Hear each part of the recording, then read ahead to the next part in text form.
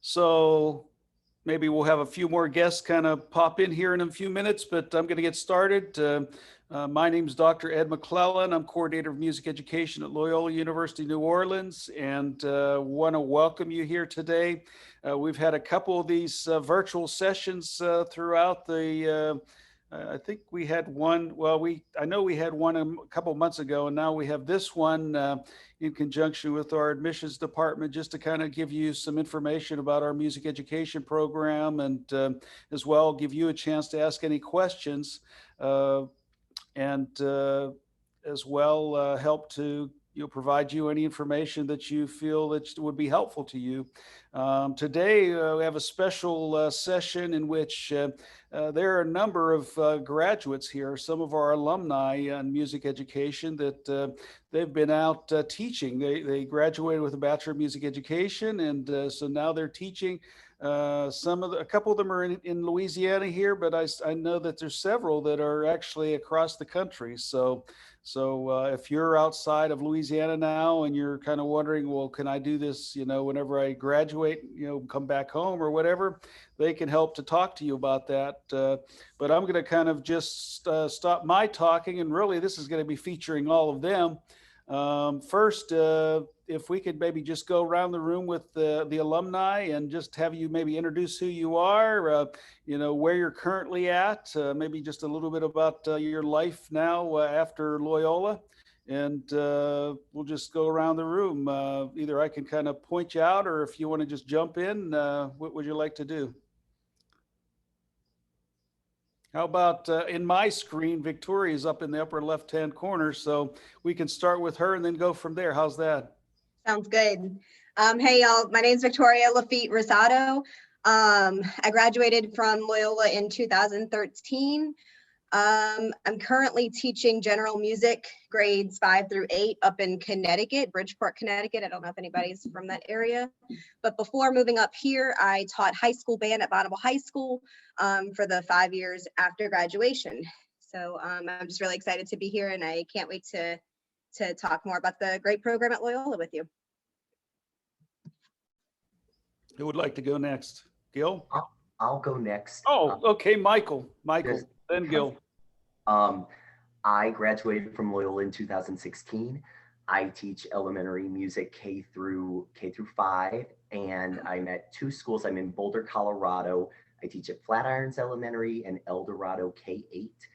Oh yes, I think that's, and then before I moved to Colorado, I was teaching at the Academy of the Sacred Heart, where I taught 5th and 6th grade. And that was really fun and awesome too. I moved to Boulder because I did the master's degree in music education at CU Boulder. And that was the first reason for moving. And then I ended up in the elementary schools here. And I think you should definitely go to Loyola if you're thinking about going. And I'll tell you why if I get a chance in a little bit. Yes. Okay, thanks. Gil? All right. Hi, guys. My name's Gil Clement Anfone. You can just call me Gil. I'm originally from New Orleans, and my whole life has been around that area. But currently, I'm the middle school band director at Erath Middle School in Erath, Louisiana, and it's south of Lafayette. And I graduated from Loyola 2019, and it's a really great place. I could definitely go an hour why you should go to Loyola. So it's gonna be a great day. Thanks. Who would like to go next? I'll go. Okay, Justin. All right, hey you guys, I'm Justin Michael Blanchard. You can call me Justin, or my kids call me Blanchy sometimes. I teach high school choir, piano, and fine art survey. I teach a whole bunch of things, as well as co-teach musical theater at Liberty Magnet High School in East Baton Rouge Parish. Used to be Lee Magnet. And that's my second school. I started off at St. Martin's Episcopal in Metairie my first year out. And then they wanted to go on a different route. So I spent the following year doing a whole bunch of private lessons in my spare time. And now I am at this wonderful school. And I can't wait to talk to each of y'all moving forward in this next hour. Thanks. Thank you. Who would go? Esau, go ahead. I'll go. Hi, my name is Esau Jones, and I am from Covington, Louisiana. It's about 30, 40 minutes north of New Orleans. I graduated from Loyola in 2020, so last May, at the start of this whole Corona thing. Then I was supposed to move to NYC, but I ended up moving to Philadelphia. So I'm currently a pre-K through 8th general music teacher at 2 schools in Philadelphia, one in West Philadelphia, St. Rose of Lima Catholic School, and their sister school in Southwest Philadelphia, St. Barnabas. At one school, I'm the violin teacher. At the other school, I am the recorder ensemble teacher, and we do choir after school for both. And I am I've reached out this week, I am going to be starting graduate school this summer at Columbia University. So thank you. So things are going wonderful. And yes, I can't wait to add to the reasons as to why you should attend Loyola University. I can go on forever talking about it. So can't wait to do it. Great. Who would like to go, Renee or Hank? I am Renee Babin. I was from the Metairie area when I started going to Loyola.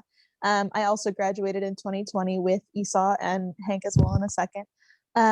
Right after graduation and moving out of my college apartment, I moved to the Houston area where I now teach K through 5 general music at Klein Elementary School.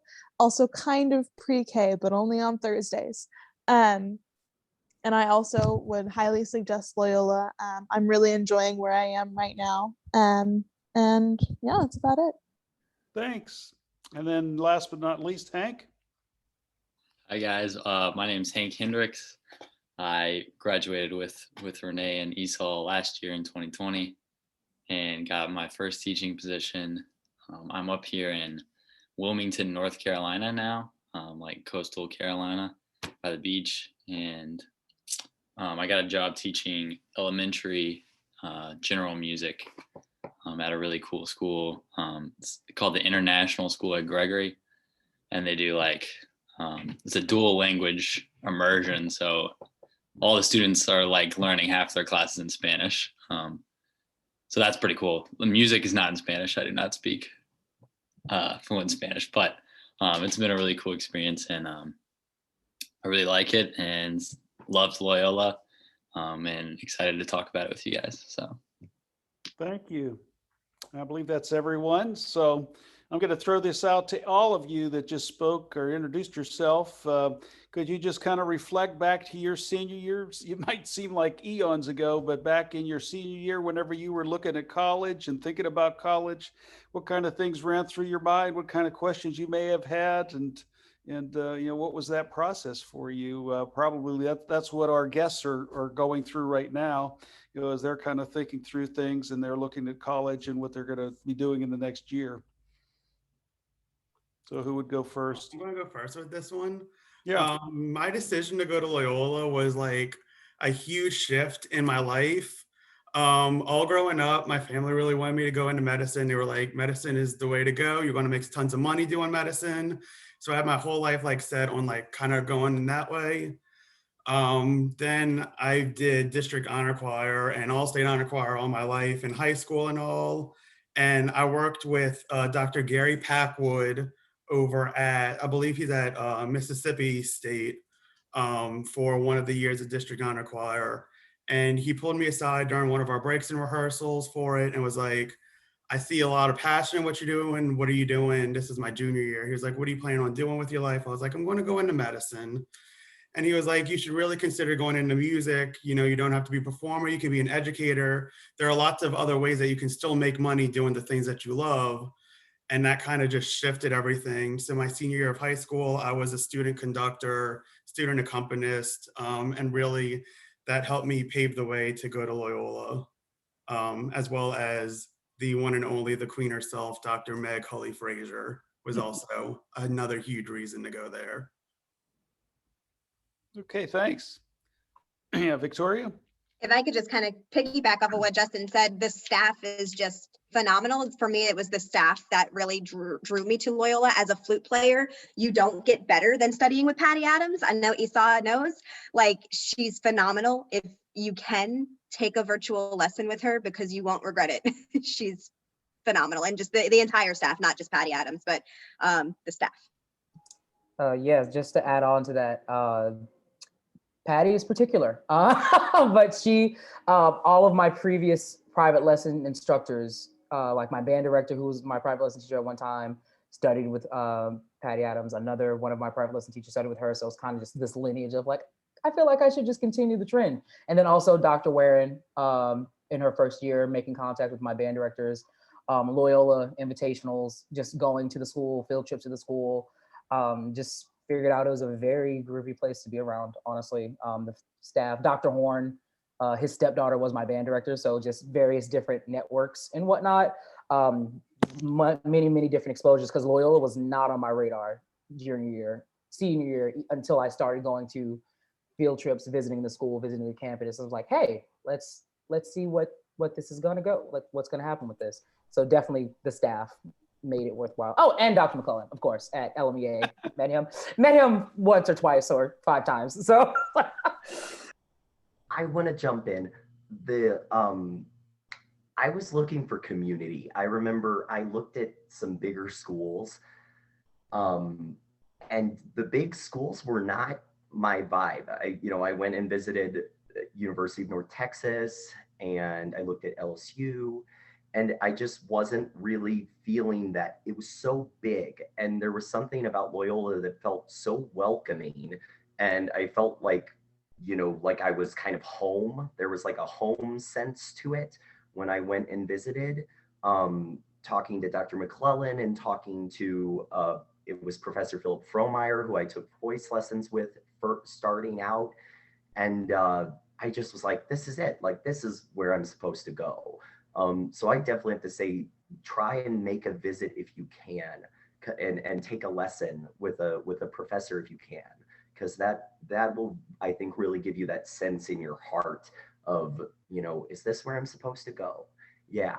But yeah, for me, it was a no-brainer. Like, I stepped onto the campus, I was like, this is it. This is it.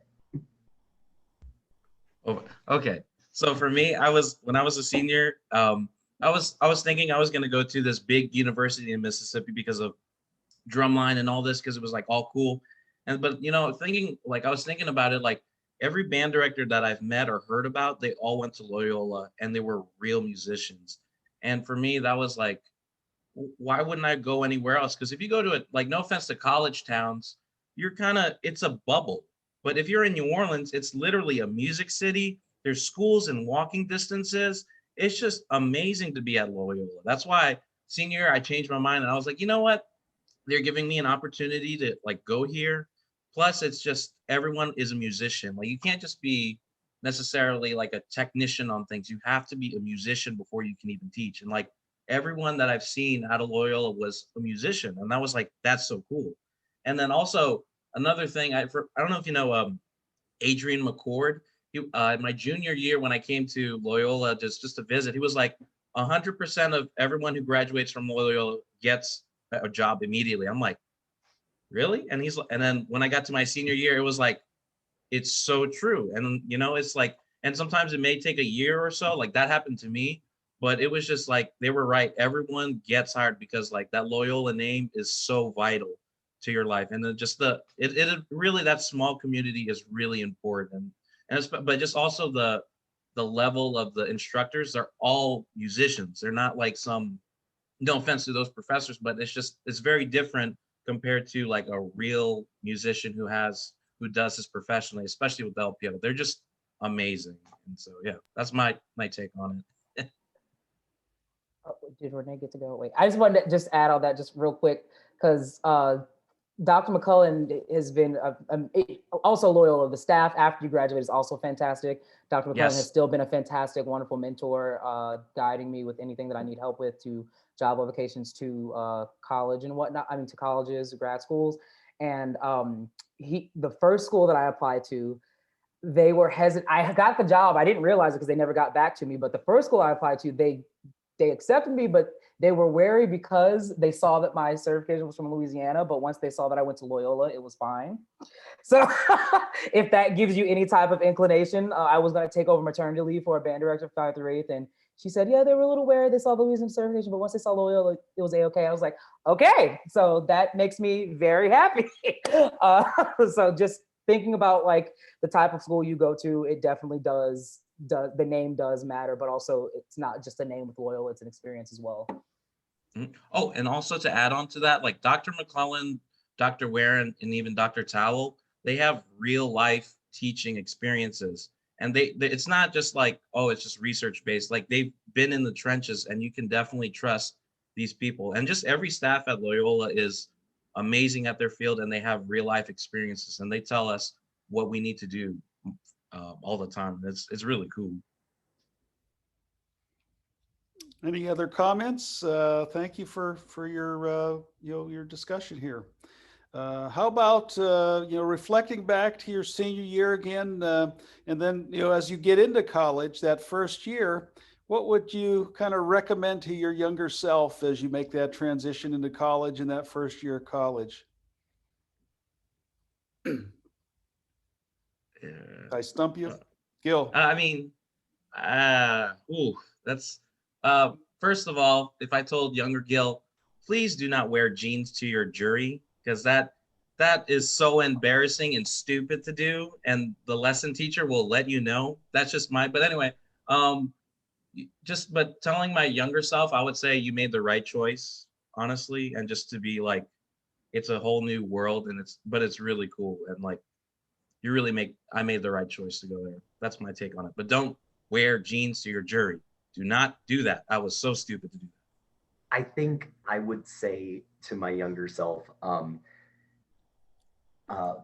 lean on the passion that you have for music, the love that you have for music, because there are that first year, I think there were times where I felt overwhelmed by the work and just the new environment.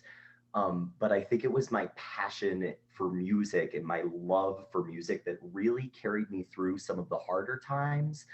And then I think if I were thinking my college self, but just a little bit older, I would say to, try and still keep an open mind, because I know as I was going through the university program, I always had my mind made up about what I was going to do. I was always very like, I'm going to be a high school choir director. I'm going to have all state ensembles. I know exactly what I'm doing, and that's what I want.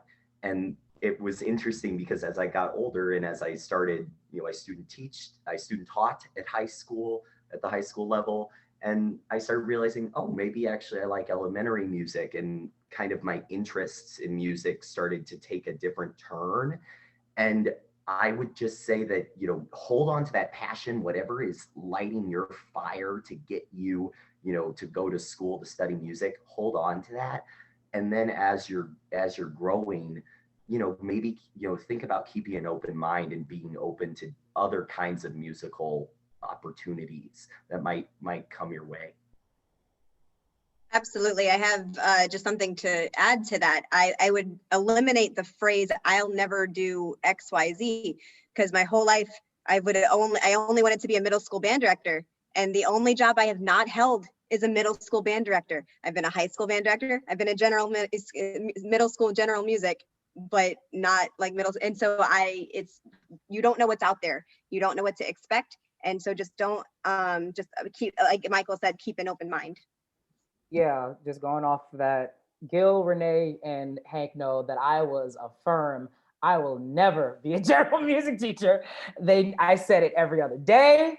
I said it, they knew all through general music, I would say it. Anytime we went to observe general music schools, they knew it. However, this past year has been one of the best years of my life in regards to teaching these young humans. Like, they are truly, truly some graceful human beings. Parents are raggedy, but love my kids. But in regards to just keeping an open mind, that goes to the same sense. In your first year, you kind of want to, some people want to just jump right in, which is beautiful, but you can do all of the things, which Loyola really gave me the opportunity to do other things, study composition, be a performer, and be an educator. But within all of that, give yourself grace. So make sure that you're not being, I don't want to say mean, but make sure grace and patience. Make sure that you're not really being so hard on yourself. And like Victoria knows, Patty is really big on patience and grace with yourself. Like she could yell at us and call us trash, but we couldn't call ourselves trash. So really, really, really, really just take that in and like realize like everything is a process. You may not get it today, tomorrow, or even next week, but like eventually delayed gratification, gradual work, it will happen. And your passion is, like Michael said, that's what keeps you going. You know, even so, like the Gene story, it seems kind of like trivial, but like when I was in my lesson the day after, my teacher was like, you know, you could have done better than that, right? And then he walked out and I was like kind of devastated, but I knew at that moment that he really cared about me. And like he said that you would never do what you did. You need to do this. This is what needs to be done. And they're very patient. Jim Atwood is amazing and Dave Slay is amazing. But they told me like, you need to do this because we care about you. You're like the next great music educator, but you cannot do what you did. And so that's when you realize those teachers really do care. And yeah, definitely, especially what Vicky was saying, like, I thought I wanted to be a high school band director. I wanted to just go there, but then I got this middle school job and it's totally different. So you really have to be open to whatever grade level an opportunity might happen, because now I'm like reflecting, I'm like, oh man, I should have really paid attention about which reed size to use or which one to, like certain things, you know, and just to have fun with it and like don't freak out like if you don't know something, just to ask a lot of questions. Everyone that's over there, you even your friends, just that like ask questions all the time. And like even now as a graduate, everyone's like you have to ask many questions all the time, and that's how you get better. And that's what I've been doing recently. And it's just that's the blast of Loyola, is that everyone is so connected. Even old alumni that like Lee Hicks is my mentor teacher. Like I talk to him all the time right now, and it's the same thing. He's a Loyola. He went there for a little bit, but he's really a Loyola grad. Let's just be honest. But anyway, that's me. Also, the community aspect of things. I remember, I don't know if Hank remembers this, but like I knew Hank and I were in the same like class, but I first remember my first initial meeting. Hank, he was getting ready for Mass of the Holy Spirit and he needed help tying his bow tie. So I helped him tie his bow tie real quick. And then like I went to Mass of the Holy Spirit, and then first off, fantastic Mass. And then for the next 4 years, just constantly, hey, that Mass is lit. It's fantastic. That music is wonderful. And so that's just, I did not think that I would become friends with Hank. Just in whatnot, me being from Louisiana, him being from Louisville, Kentucky. So I just definitely wasn't expecting that. So you meet friends, and you know, these friends become your colleagues, and definitely you can lean on them for advice. Definitely just with Renee, helping our entire class for all 4 years, just being the mom of the group and whatnot, making sure we have things, making sure things are turned in, just that really, really community, like I'm your brother, I'm your sister aspect. There's also like a weird stereotype about Loyola, that all of the kids who go, or all the students who go to Loyola are rich. And that was not the case. When I went to Loyola, we had everyone had a different socioeconomic background, and even the diversity is amazing. And you could see the whole world and talk to different people about things. And I think that's very important, because when you go out to the real world, everyone's different. And so when I got my job, my community's more Cajun. So it's like, it's just kind of rural Louisiana, but it's a different thing to learn. And so I may have met one or two at Loyola. And that's what's the unique experience about Loyola, is that everyone's diverse in different ways. And it's really cool. Yes. Oh my goodness. Whoever said that, fun fact, 90% of Loyalists receive financial aid. That is so true. That's very true. Like I paid less at Loyola than I did at high school. Oh no, yeah, Loyola paid my bills. Yeah, that's also kind of the main reason I went there. They the numbers were very funny at every other school, like LSU, nothing, USM, close to nothing. Loyola was very gracious and generous. Thank you, Dr. McClellan. And So And it's- that's not even like just a Loyola thing. That's a Jesuit education. They have a history of giving more than they have. And that's why Loyola was a big thing for me, because like my dad was like, you know, this is a Jesuit education institution, and they are willing to help you in every single way. And financially, it really is important. So they'll definitely help you on that one. I think another thing I would tell my past self is not to be too I don't know if I was ever overwhelmed by the education coursework, learning how to lesson plan, music learning, psychology type classes. But that grows on you so much. Like, I think, even if your first reaction is like, I really just want to sing in every choir, which is great if you feel that way, where it's like, I want to be performing in every ensemble. I want to test my chops and grow my musical skills. That's all gonna happen for you for sure. And then if that music psychology aspect is a little bit scary or seems daunting at times, it grows on you. So don't be discouraged by that. If you ever feel like, oh my goodness, this lesson planning, it gets a lot easier if you stick with it. And then if you're like me and you get really nerdy, there might be a time where it turns into something you really, really love, and you start thinking about it a lot and looking into different types of music pedagogy and all kinds of different things that can get really fun. Great. Can you think about that transition from high school to college in your first year? Were there things that you had to kind of rethink as you went from high school to college for that first year as you transit, kind of just dig into specific things that maybe you had to kind of consider or think of differently? Oh, I know. As far as study, as far as being on your own, living away from home? Yep, I would say my music theory, there was this intensity to it, where it was like, I need to learn how to recognize notes on treble clef and the bass clef quickly.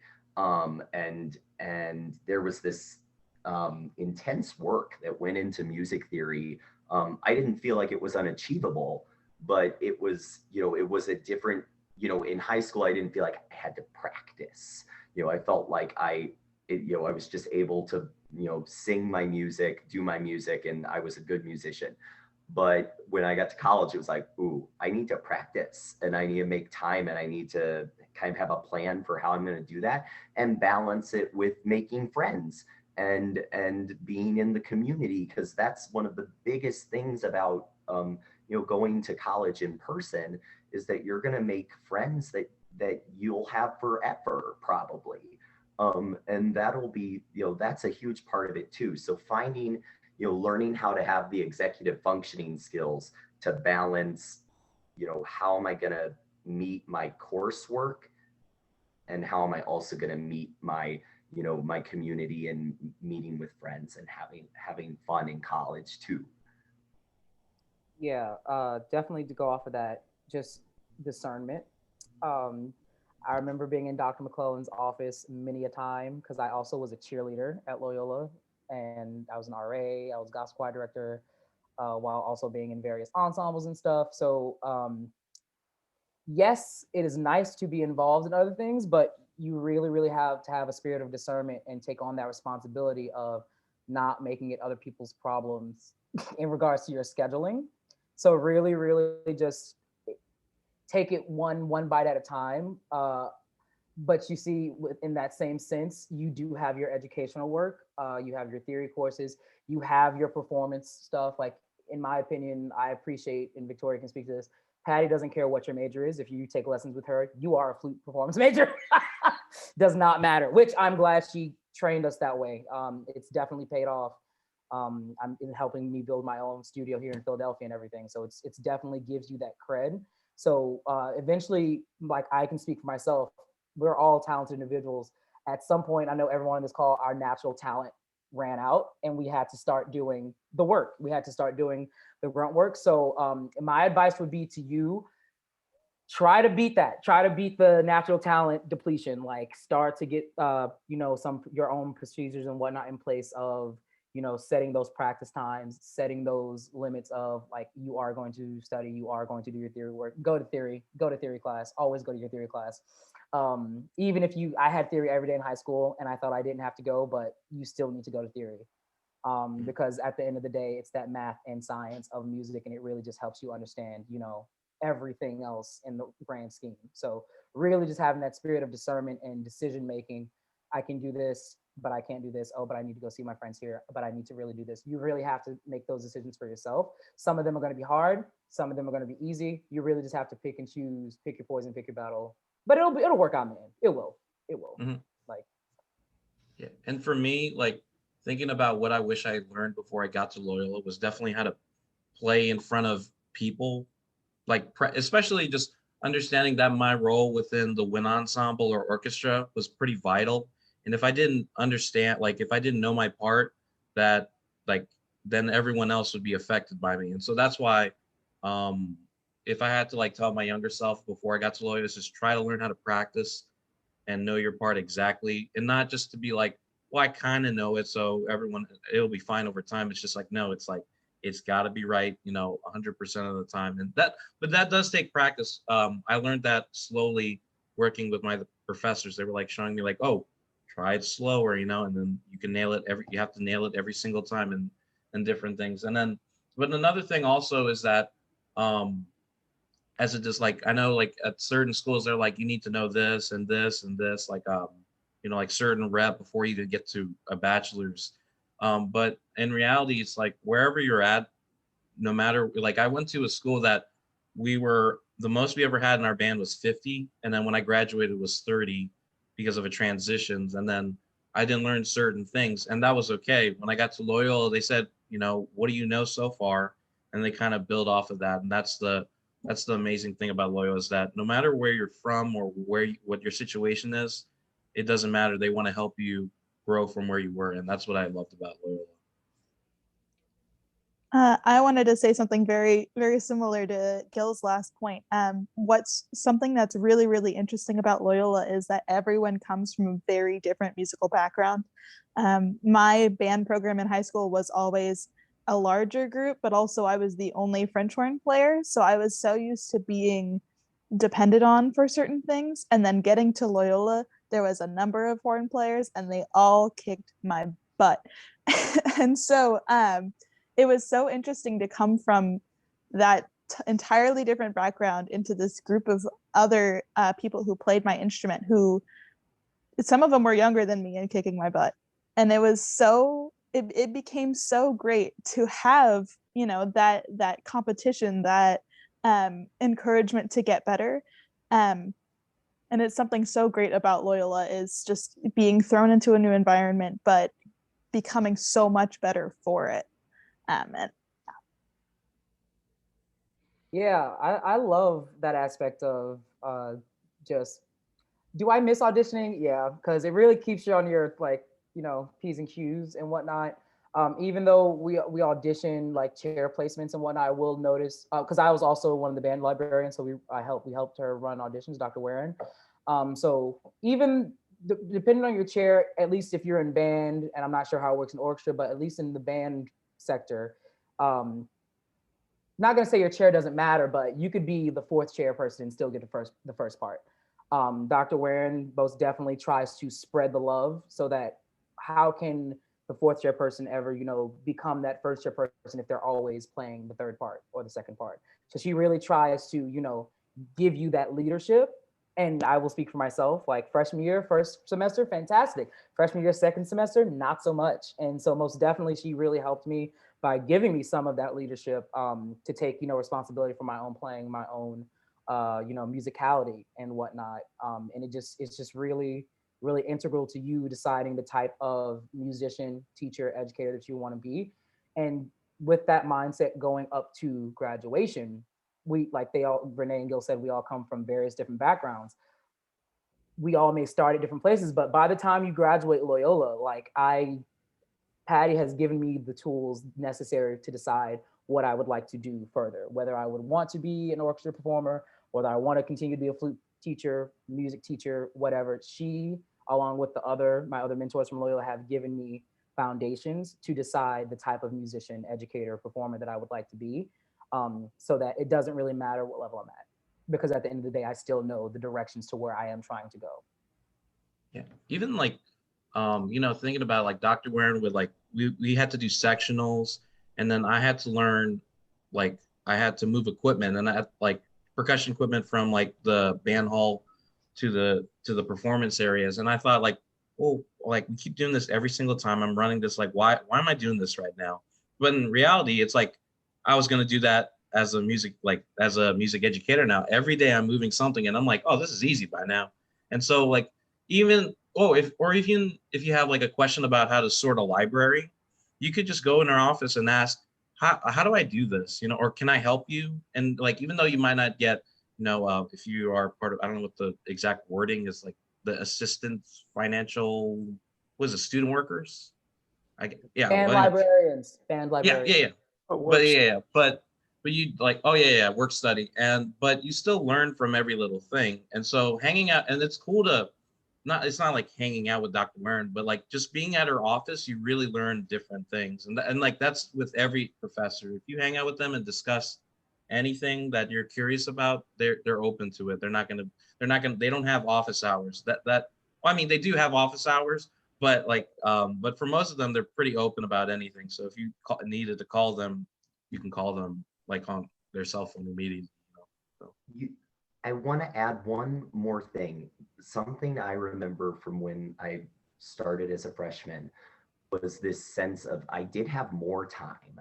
I had, there was time where I was studying, there was time where I was with friends, but I actually had a good bit of time. I didn't have a part-time job when I was first a freshman in college. And I would say it's a good time to start some kind of self-care, wellness, something, whether it's, if you are a spiritual person and you go to church, or you meditate, or you do yoga, or if you're a physical person and you do exercise. I feel like that has come back to me now that I'm back in the classroom after the master's degree. I had this sense over the Christmas break where I was like, I need to start taking care of myself a little bit more. I'm starting to feel a little bit worn out. I need to get myself to the gym. And I think I'll probably always do that. I'll have this sense of like, oh, I need to take care of myself, because I have 312 kids that I see over the course of several days. And they're relying on, me for this energy and this passion of music. And I just want to make sure that, you want to take care of yourself. So if you can start that type of a practice early, it might help you down the road. Mm-hmm. Last question for our speakers, our guest speakers, and then we'll open it up for our guests if they have particular questions they'd like to ask. But any final words of wisdom that you might bestow upon our guests as far as maybe starting out in college or through the 4 years that you're in the college music education program? Anything, Gil? Oh, and then then Hank. Go ahead, Gil. For me, it's like reflecting on Loyola, I think, or just any college experience, no matter where you choose to go, preferably Loyola. But in my, I think what's really important is that it's okay to make a mistake. It really is. Like if you fall hard, like it's unbearable to get up. Like that's how big of a mistake it is. To, like if you made a mistake, it's okay. Loyola is the perfect place to make a mistake. And the people that are there there to help you. And that's where you grow. The idea that everything is going to be perfect when you first go whatever you want to do in life, that you can't grow with that. You have to make certain mistakes sometimes. And then that's how you grow. And that's okay.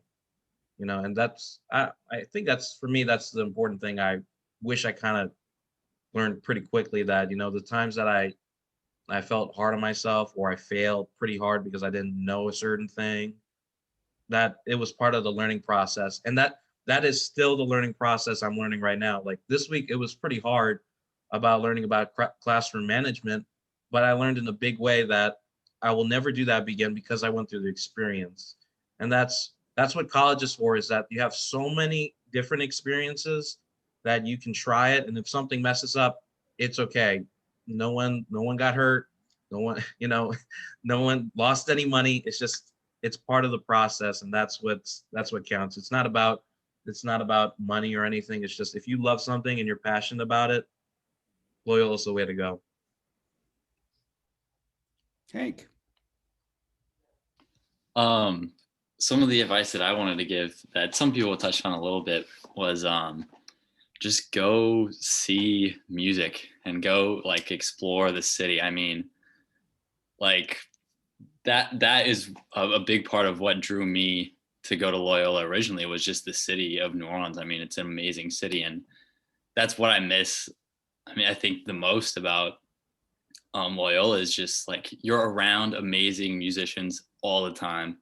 Like you're being taught by amazing musicians who play music out in the city of New Orleans. Like go see your faculty play, go see other students play. Like people gig in New Orleans all the time. And even people who don't go to Loyola, like New Orleans is probably one of the best music cities in the entire world. Like go explore the city, go see music that you don't normally listen to. Like it's just a great way to expose yourself to different music. And there's no city like New Orleans that I've ever been to. It's an amazing place, and there's musicians everywhere, musicians and artists everywhere. So if you go to Loyola, go explore the city and go see live music. That's probably the biggest part that I miss about being there, is seeing and being around all these amazing musicians and performers. So definitely check that out if you go.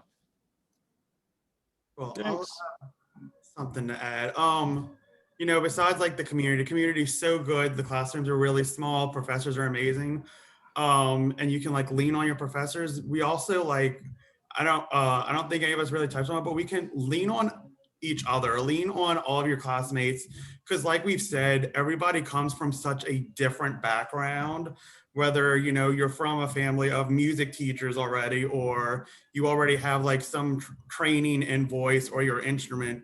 Lean on your friends, see what they're doing in their practice time, see how they're learning, because some of the problems you're having, your peers have also had, and they found a different way to cope with something, whether it's like embouchure or, their higher extensions in their voice, just random things like that. So be sure to like lean on each other. Like it's not just our professors that we should be talking to about all of these issues that we might have, or even our successes about stuff like this. Yeah, just going off of that and whatnot, and just previous things everyone says. If you make college is the time to make the mistakes that you need to make, and even when you get into the real world, you will make mistakes. I literally start my day with at least 6 mistake marks on my like so many things. You're gonna make mistakes. It really just depends on the degree of the mistakes, and you take it as a learning tool. Really, most definitely just get as much hands-on experience as you can. And Dr. McClellan is so just innovative with that. Like he makes it possible. So does Dr. Ware and all of the staff. They make it to where you truly are teaching. Like it's not even mentor teaching. No, you are teaching by us even going into the schools, having the kids for an hour. Other schools do not do that. Surprisingly, they have to go out and figure it out on their own. But we don't have to stress about that. We can focus on honing our craft and then figure out, okay, when we are responsible for our own students, what will we do? Those types of things. And lastly, just lean on your classmates. My advice would be, if you can't help someone, at least do them no harm. So if you can't help, keep the mouth shut. Don't be nasty. Don't be rude. Just, try your best to make their life a little bit easier, because at the end of the day, everyone's going to have some type of music struggle, and just that in general too, struggling and helping with each other, but also being able to work well with each other, because people aren't going to work in a group with someone who cannot work well. So really teamwork, team building, those types of things are very, very important as a musician, but just as a person in general. Okay, thank you. And so now I know some people have actually written in the chat room here, and so we can take a look at some of those questions. But does any of the guests have a question they'd like to ask our speakers today? Can you hear me? Yes. This is a question for everyone, anyone generally. How did you manage to balance, like during your study at Loyola, how did you manage to balance your academic work while also music education work, while also trying to schedule some healthy time for sleep, practicing, and personal things, like if you have a job or anything? How did you manage to balance everything during, your study at Loyola? Cool. You go, Gil. Okay. So for what I did, what I kind of learned is to use just to write out your schedule out. I used to do Google, a Google calendar thing just to kind of map out my day. That kind of helped. But also I'm learning now that actually if you write it out on just write it out in general in a calendar, you can it just feels better because you understand how many things you're doing that day. And sometimes when you type it in Google Calendar, you type up everything, which is kind of too much. And so what I learned from Mickey Smith Jr., who's an amazing Grammy Music Educator Award recipient, what he does is he takes a planner and just writes out everything he's doing for that day. And because the box is so small, he learned that you can't, if you overwrite, then you're doing too much for that day. And so that's how you can kind of balance out. But if you have an idea of what your day is like, that kind of helped me out. But that's definitely a learning process. But definitely make time for yourself. Cool. Going off of Gil, yes, use a planner. Anybody who went to school with me or even today knows that I work all the time. So I went to class, from 8 to 3. Then I would leave school to go music direct for a local high school. Then I would go from there to New Orleans opera rehearsals. Then on weekends, I have a job working at a wedding venue. So I was just constantly busy doing stuff. So please plan out everything. Be sure to make time for yourself. Also work ahead. So if you know you have stuff coming up, if you find free time in your schedule, work on that stuff ahead of time, get it out the way. So that way you can, really focus time for practicing, friends, and your mental health whenever you have those other moments. Definitely. Sorry, I don't want to take up too much time because I know that this is a very passionate topic, I feel because it's so important. It's so tough. And there's a huge learning curve. But what Esau just put into the chat, I was typing my response as he typed it. And I know that the other studio teachers are just as nurturing. Patty, our flute teacher, I learned time management and self-care through Patty. I did not know what self-care was. I did not know what time management was before Patty. One of her ensemble classes, she actually sits the studio down and has us write down a normal day in our lives.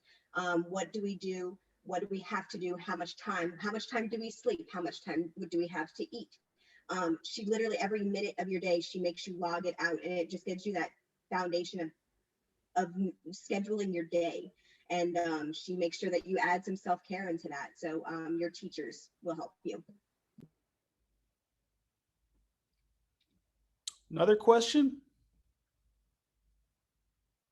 Okay, yeah, I actually have a question.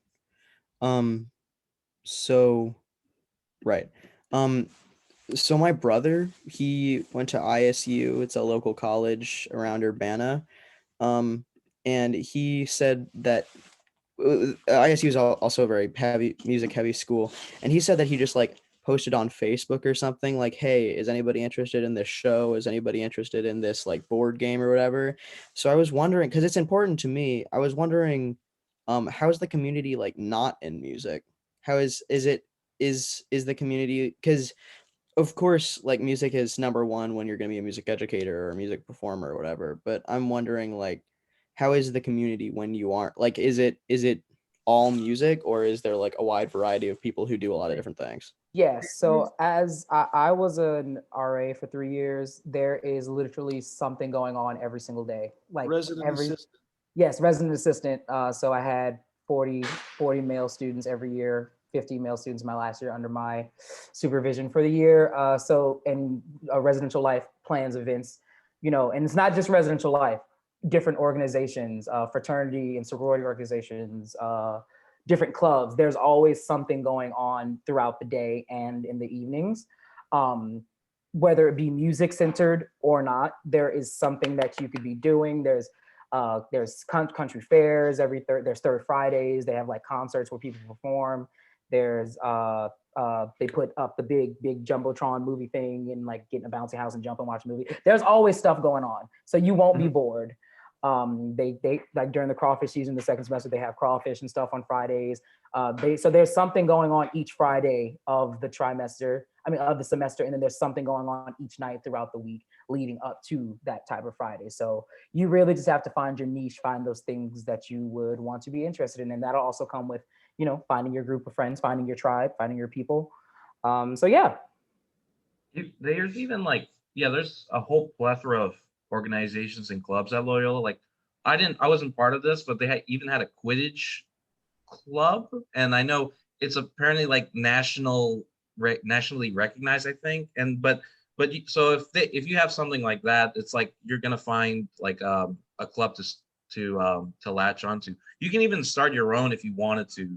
I think didn't you run something, like you started something at Loyola? We were trying to start the Phi Mu Alpha music fraternity and whatnot.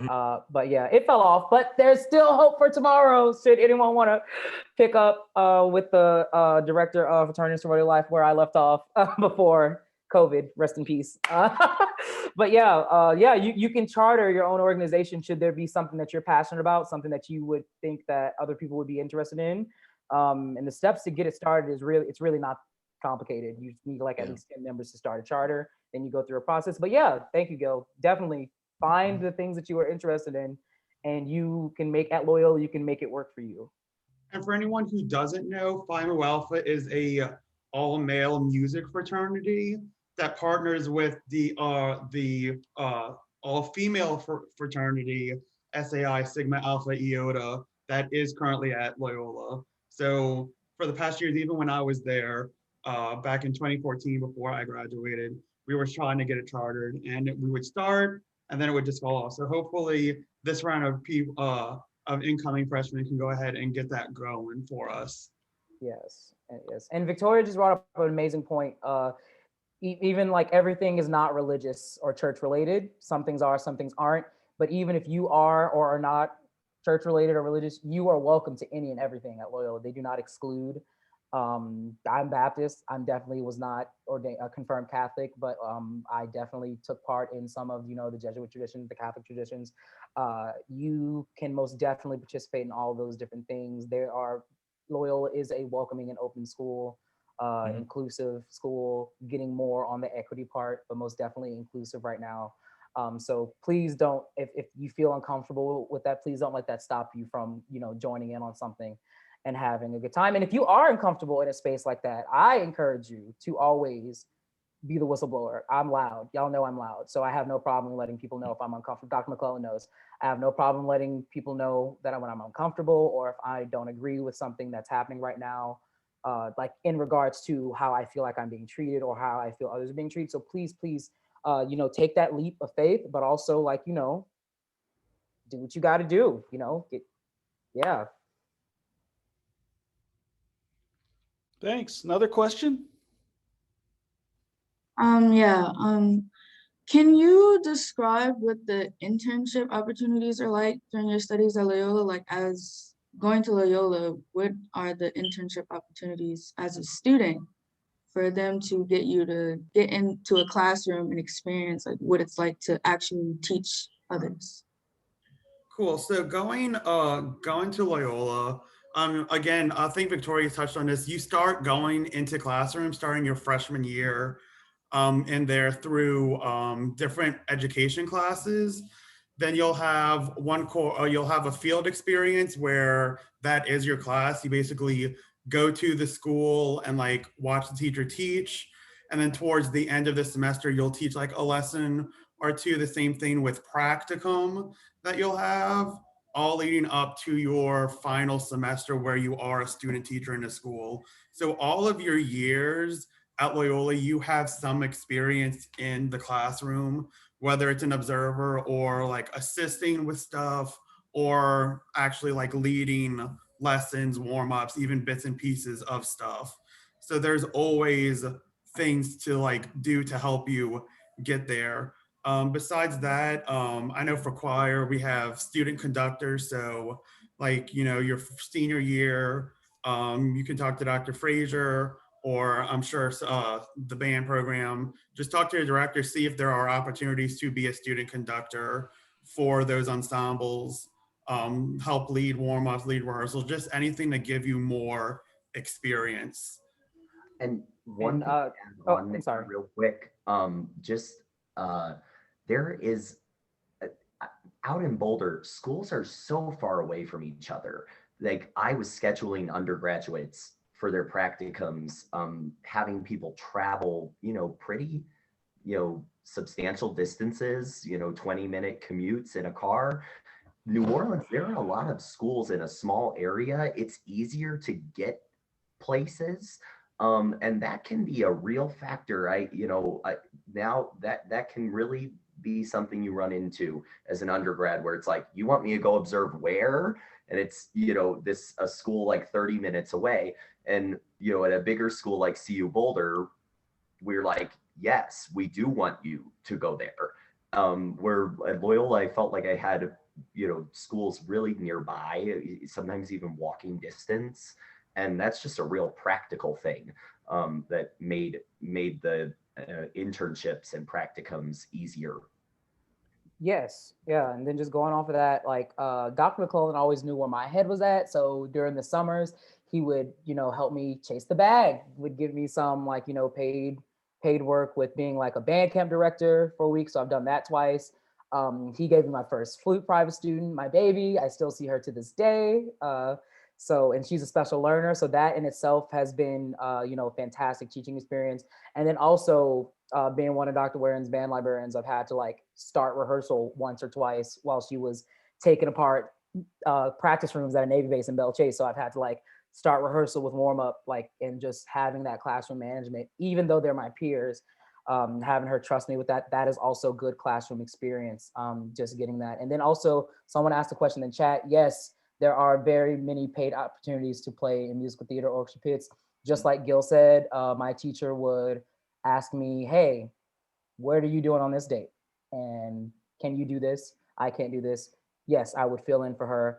I would get paid, you know, for that rehearsal, or I would get paid for that show or whatever. But definitely that comes down to like networking, you know, knowing people outside of Loyola, other musicians in the New Orleans community, just getting your name out there, performing in various places, doing various things, doing competitions, performing on recital hour, doing whatever you can do to get your name out there. Like, yes, you're a music educator, but you're a musician at the end of the day. Like, you can perform, and don't let it fool you.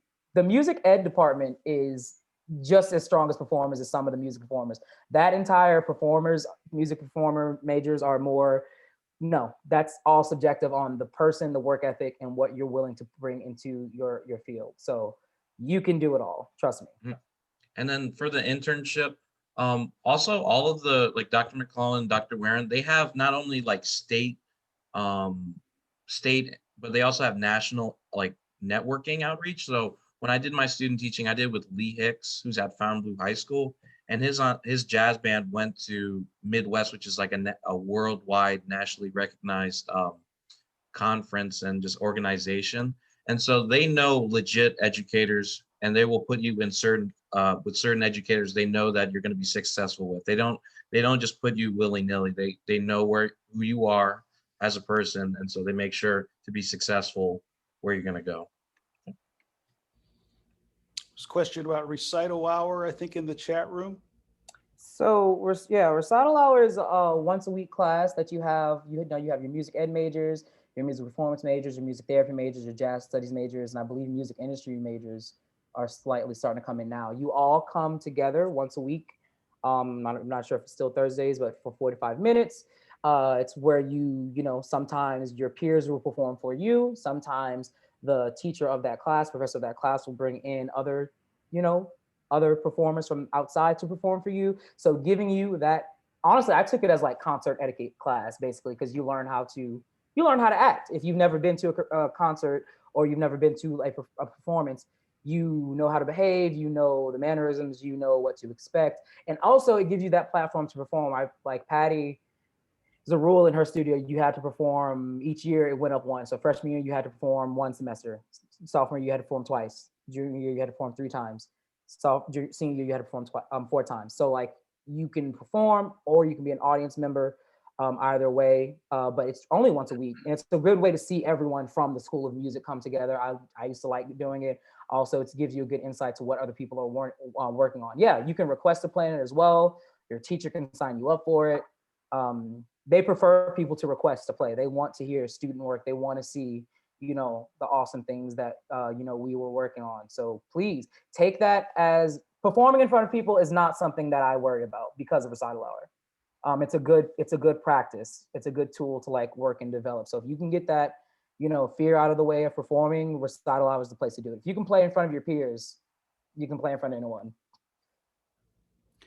We're about out of time. So is there maybe a final question that we can help to answer? And then we'll have to bring things to a close for today. I have one if you'd like. Can you say that again, Michael? Oh, sorry. I have a question if you'd like. So coming into a music education major, what were you most confident with coming in, and what were you least confident with that you came out with a better understanding of? Because I know mine's going to be like, oh man, I have no idea how to sight read, and if I can come out with that, that would be great. I was just curious, what should I start preparing for? What were you most confident in? What were you least confident in going in, and stuff like that?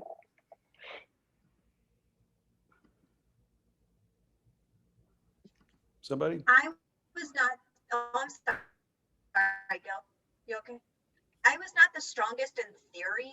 I remember like being really nervous about theory because all of the people that would tell me about music, going to a music school, be like, oh, you're gonna have theory, it's gonna be scary. And I was just like really scared because we didn't do a whole lot of it in high school. Like I knew how to read music, but I didn't know anything else. And I just remember that the theory professors were really nurturing and went at a comfortable pace. So I was least confident about going into theory, but now I just took my master's course theory and felt fine. So. When I got to Loyola, I thought I was comfortable with like I'm a percussionist, so I know how to play like drumline stuff and like knew how to play mallets pretty well. But what I came out after Loyola was that our sound, even as percussionists, is very important, and that you develop it as a person.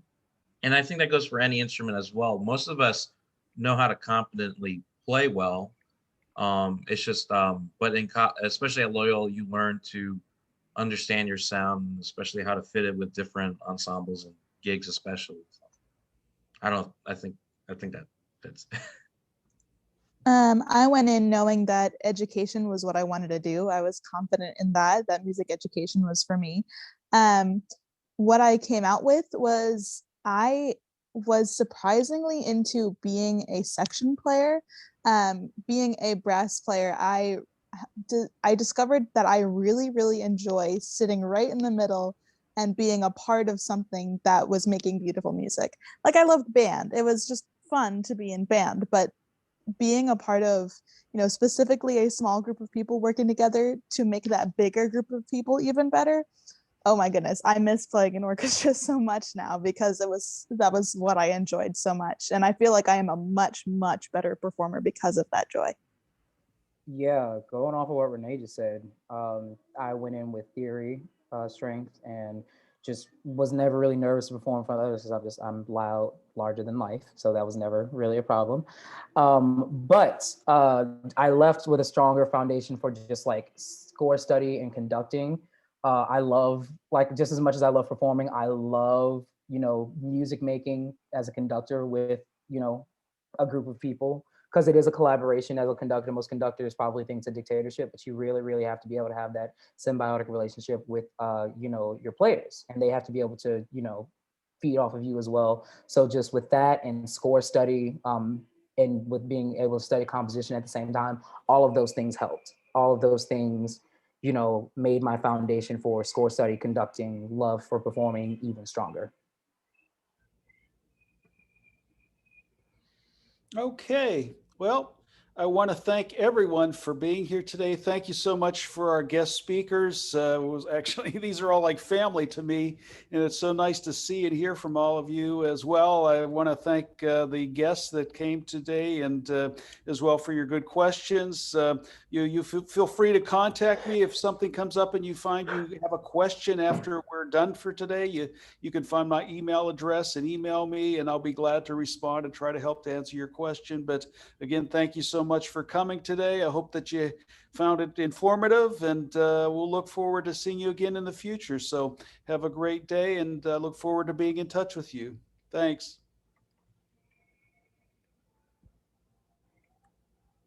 Bye.